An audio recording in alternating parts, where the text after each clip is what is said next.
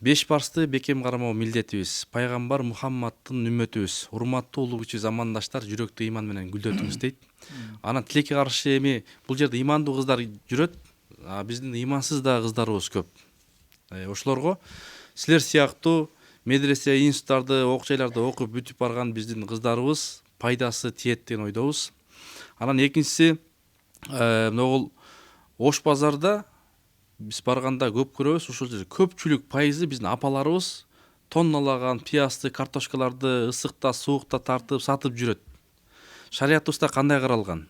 Аялдар базарда, эркектер казанда болуп калды.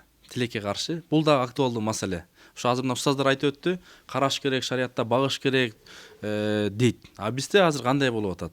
Бул дагы маселе. Анан кээ бир эркектер мындай аялды түздөйм деп атып эле кабыргаларга сындырып салып атат да, аялдын психологиясын, аялды түшүнүш үчүн мындай тонналаган китептерди окуш керек экен. А эркек үчүн бир китеп окуса жетиштүү болот экен да. Демек, биздин эркектер дагы эмне болуш керек? Данышмандуу, окумуштуу билиш керек экен. Өзгөчө аялга кандай мамиле жасаш керек, ошол маселелер дагы. Андан кийин болсо, могул жанагы имандуу Кудай буйруса ниетке жараша болот дейт го ар бир амал.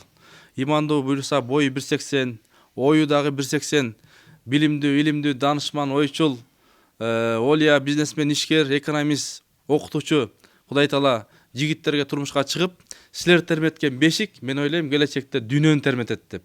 Кыргызстандын байрагын көтөргөн, Куранда болсун, илимде болсун, экономикада, саясатта силердин ордуңар өтө чоң. Демек, мен ойлойм, Кыргыздын келечеги кыздарда.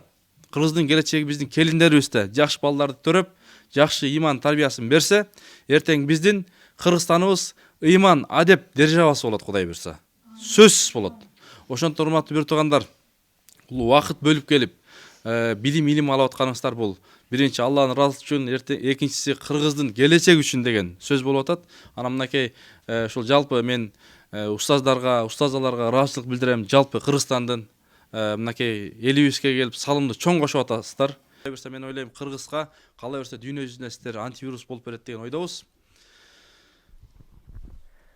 Каргадай болуп карганча, Кудайым өмүр жалгаса, калкым ислам деп кызмат кыламын, кашыктай каным калганча деген биздин ушул жалпы устаздарга, устазаларга ыраазычылык билдиребиз. Аллах таала сиздерден ыраазы болсун.